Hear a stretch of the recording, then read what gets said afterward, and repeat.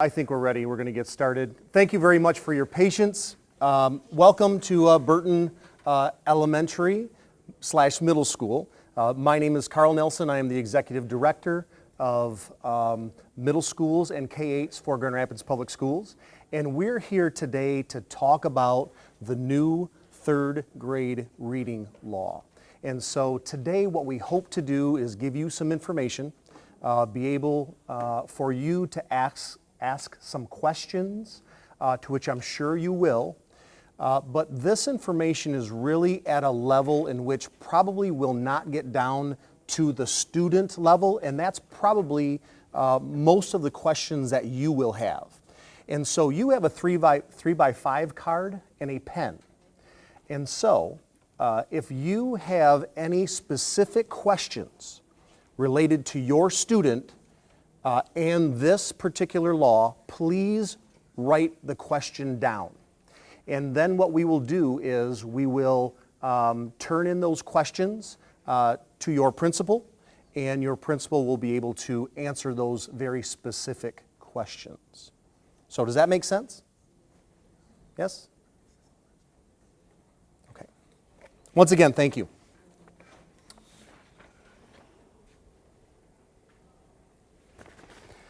So today, as I said, and I hope you can read this, participants today will learn about the Read by Grade 3 law, understand your role as a parent or guardian with regard to the Read by Grade 3 law, and gain some resources to support your child at home.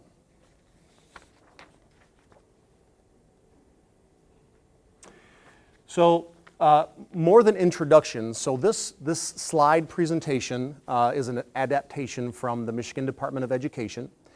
Ms. Kelly Slater, who is one of our literacy coaches, is to my right, and Ms. Roseanne Wall, who is our English Language Arts Curriculum Director, also took part in adapting this slide presentation for you today. So to get into the Read by 3 grade overview, just want to go through a few main parts.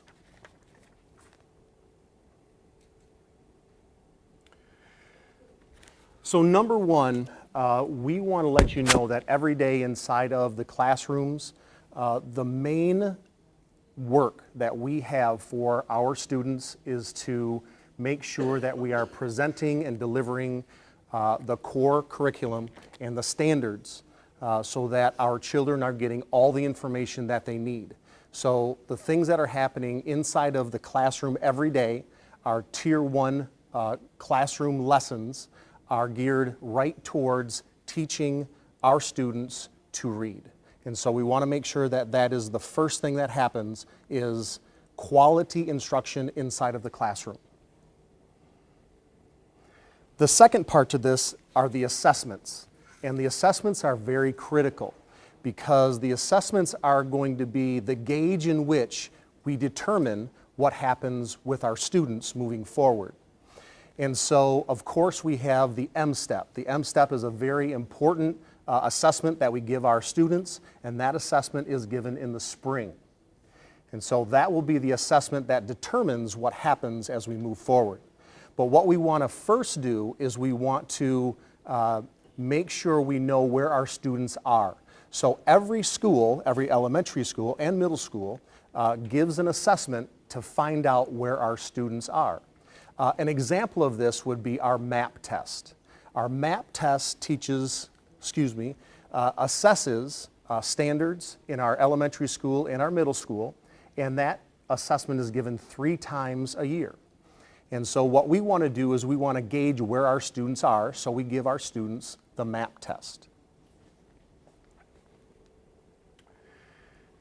Based on how our students do on the MAP test, if they score well, which is above the 60th percentile, then they will continue with their education because we consider that on grade level. If your student is below the 60th percentile on that MAP test, then what we will do is we will put together an IRIP, and we will talk about the IRIP in just one moment.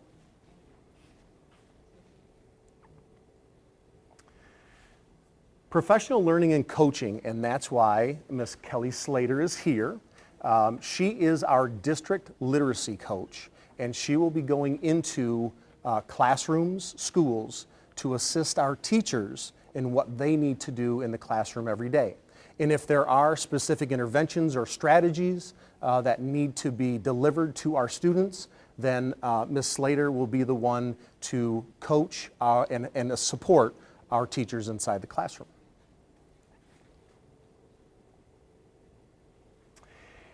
And the next thing that we will talk about is the whole idea of retention, promotion, and good cause exemptions. And the law has specific language related to all three of those, and we'll talk about that in just one second.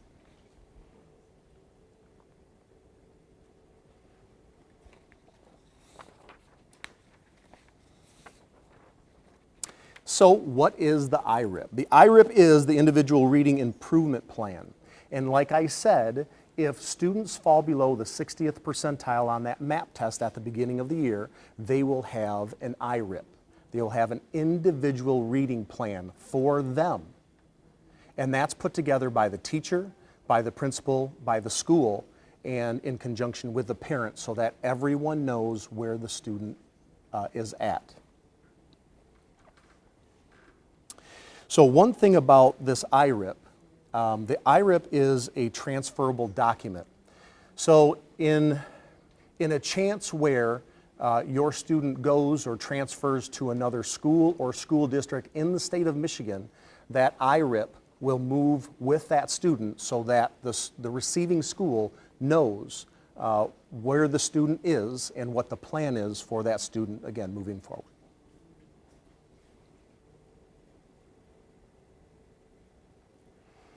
So, I've talked a little bit about what this law is. We've talked about the importance of what happens inside the classroom. We've talked about the importance of assessment. We've talked about the importance of making sure that our students have an individual plan if we see deficiencies.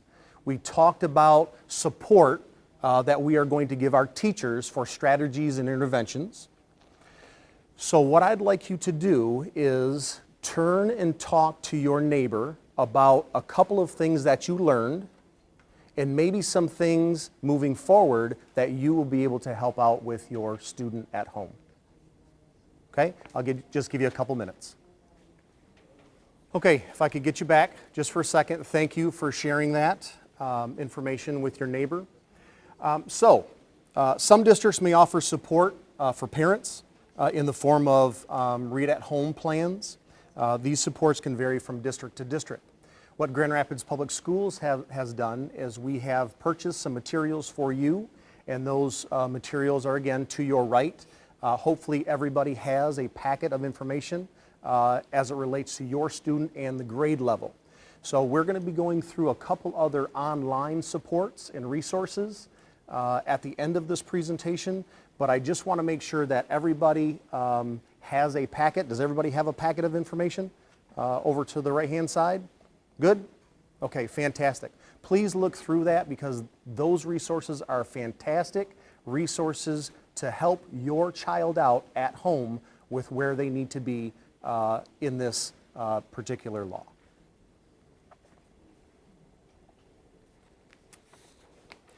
All right, so a lot of people want to know about the promotion and retention. So with this law, there is language related to the retention of students if they do not make certain marks on their assessment, and we'll talk about that. So what is promotion?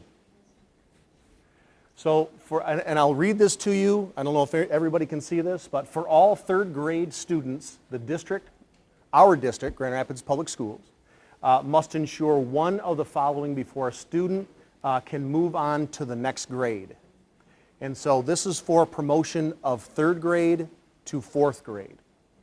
So number one, has a reading score that is less than one grade level behind on the grade 3 M-STEP ELA test. Okay? So there is a certain score that your student needs to be able to get to in order to move on to that fourth grade promotion. That is number one. The second thing is demonstrates third grade reading level through performance on an alternative standardized reading test approved by the Superintendent of Public Instruction. Currently, we do not have an alternative assessment. We are using the M-STEP in the spring. And then the third thing is demonstrates a grade 3 reading level through a portfolio demonstrating competency in all grade 3 state ELA standards. So this is important, the portfolio. And we're going to talk about the portfolio in a couple different slides. But again, number one is to make sure that when your student takes the M-STEP, that your student is getting a certain score, and we'll talk about that score. But secondly, that every student has a portfolio, and again, we'll talk about that in a second. So retention. Retention, beginning in the 2019-2020 school year, students enrolled in grade 3 who are determined to be 1 or more years behind based on spring 2020 ELA state summative assessment, which is our M-STEP, may be eligible to be retained. So the score that I talked about that each student needs to get in order to move forward, if the student does not get that score, the student is eligible to be retained. The key word is eligible to be retained.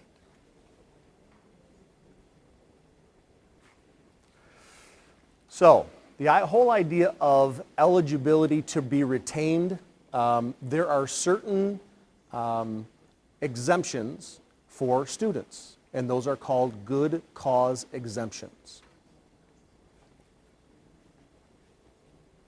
So what is a good cause exemption?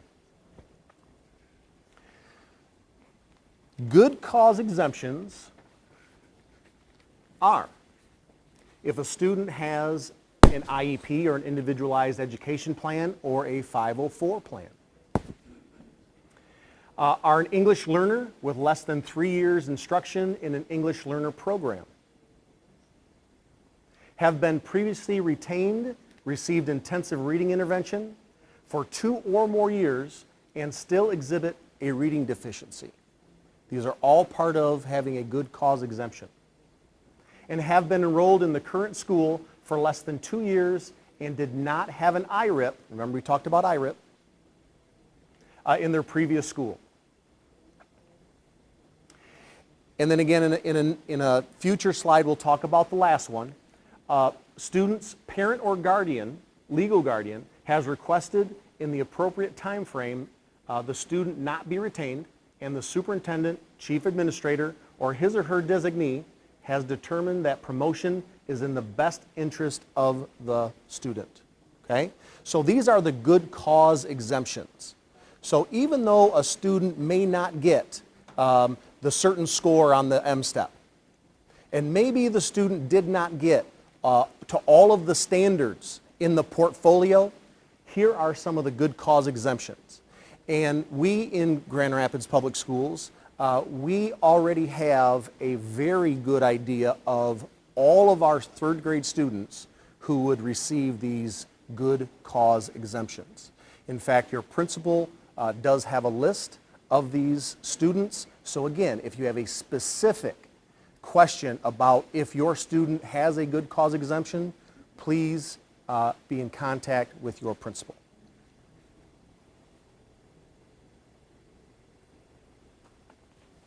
So this is another way to be promoted. So we talked about getting a certain score on the M-STEP. We talked about good cause exemptions. Now we're going to talk about a third way. And the third way has to do with this whole idea of a portfolio. So currently every student, third grade student in Grand Rapids Public Schools has a folder with their name on it, a manila folder. And on that folder, there are certain standards in English language arts, in math, in science, and in social studies. And what we want to do with our portfolios is we want to collect evidence. So in all these standards, students have activities that they can show as evidence that they understand the standard. Everyone, so please ask your student, if they are a third grader, if they have a portfolio. They have one. They do. Trust me, they have one. Okay? So please ask them, and then inside of that folder will be evidence of those standards. So once they give us that folder with the evidence, and also have proficiency in the math portion of that M-step, then they can also be promoted. So there are multiple ways of our students to move forward into 4th grade. Again, a lot of information, but we want to make sure that you receive all of this information. This is a little small, so apologize for that, so we'll kind of work this through. So this other idea of good cause exemptions, all right, good cause exemptions. So we talked about all the ways that you could get a good cause exemption. We talked about IEPs, we talked about 504s, we talked about ELLs. So those are some ways to have a good cause exemption. However, if your student doesn't fit in that category, and your student takes the test in the spring and finds out that, didn't do as well as they thought they would have, then what we can do is we can have the parent or guardian come see the principal of the school, and let's have a conversation. Let's have a conversation of what this means. Hey, my student is a fantastic student. When they took the MAP test, they scored above the 60th percentile every time they took that test. My student has A's in all of their classes. But when we took the M-step, they fell short on the score that they needed. So they didn't qualify for any of the other good cause exemptions. No IEP, not an ELL, but just didn't do as well as what they could have or should have done on that M-step portion. Now it's time to have a discussion with the principal, right? Have a discussion with that principal, because we need to make sure that all of the other things that we have are in place. How about the portfolio with all of the evidence inside of it? If your student is truly an A or B student and doing everything that they should be doing inside a class, their portfolio should be filled with all the evidence that they need to make sure that they move forward to that 4th grade. Resources. We talked about a little bit about the resources that you have currently in front of you. And so the next few slides just takes you through some online resources that you obviously can get anytime that you want to online, and so we'll go through those. All right, so not only are we going to talk about the resources, but we're going to talk about some milestones. So depending where your children are, what ages they are, we're going to talk about some of these milestones. So you should know, as parents and guardians, for children ages birth to 3, you should see some some of the sounds, imitate some of the sounds and rhythms adults use when they speak. Begin to associate frequent words with their meanings. Recognize some books by their covers. And if you already have children that have gone through this stage, you may relate to some of this. Pretend to read books or handle them correctly. Produce some scribbles that resemble writing. So if you have any children in that birth to 3 and they have some of those characteristics, things are going in the right direction. Now let's go with children ages 3 to 4. They're attempting to read and write. They recognize common signs and labels. They enjoy listening to stories and able to write some letters. So again, as you reflect on your children, if some of those things were happening inside the home, things are going in the right direction. So children ages 5 can retell simple stories, use descriptive language, connect letters to sounds, begin to write common words and phrases. Some of those things are all milestones in a child at age 5. Children of age 6, read and tell stories again. Develop some reading strategies. Read and write on their own. Read a few things aloud. Decode unfamiliar words. Increase sight word knowledge, and you have some sight words inside your packet. And then use some punctuation. So these are all milestones for your children in order to move forward and be on that path. Helping at home, we're going to go through that because that's another video that we're going to get to you through grps.org. And so I think there is some information maybe in your packet. If not, again, grps.org will have this on the website. And these are all e-resources that you can access through your technology. So there are pre-K through second, pre-K through third, just a whole source of resources for you. World Book Online is one of those resources. So again, just another resource that you can get to. Britannica Elementary School. Does anybody remember the encyclopedia books? The big, like, volumes of them that we used to have in libraries? This is part of Britannica. Old World Learning. So just a whole host of resources that we can use with our children.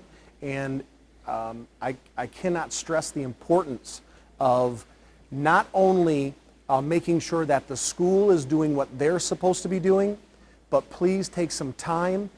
They say 15 to 20 minutes of reading every day with your child makes a world of difference. So thank you again. There's a lot of information that I've given you. If you have some questions related to the law, you can ask those questions. If you have any questions related to your specific student, please put your name, your student's name, and then the question that you have related to your student. We certainly do not want to share personal information with everybody here in the room, but we certainly want to get you the specific information that you ask for. Good? Does anybody have any questions related to the third grade reading law?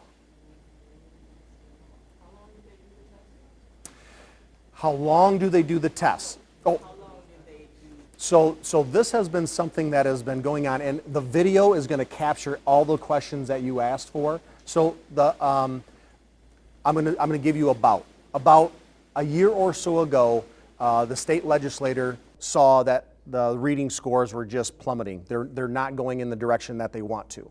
And so in order for us to have a workforce that is vibrant, that is proficient, that is able to do the things that we need the workforce to do, we need to be able to make sure that we're ramping up the accountability of the reading. So this year is the first year that this law goes into effect. So with that being said, I want to thank you very much for your patience with my technology. My hope is that in future presentations, technology will work. But I do. I thank you for being here. There is a lot of information. We have a little bit of anxiety about this whole notion of a state law for third grade retention. But you know what? We are going to make sure that we do the best for our children to make sure that they are moving forward. And so again, thank you very much for all the attention and the communication that you've given us. Continue to do so with your principal and your school. With that being said, have a great day. Thank you.